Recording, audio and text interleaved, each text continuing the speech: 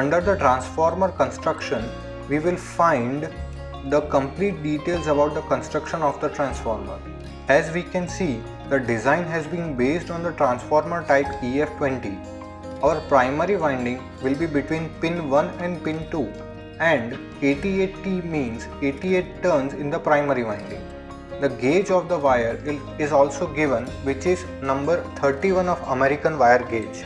Secondary winding is between pin 6 and pin 7 with 11 turns.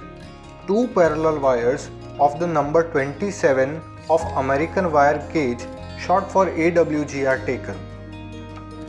The direction of the winding, whether it is clockwise or counterclockwise, is also given here. The start of the winding for both primary and secondary is also given.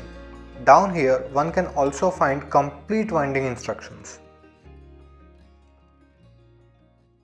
Also, the type of the materials that are to be used is also given here along with the electrical specifications.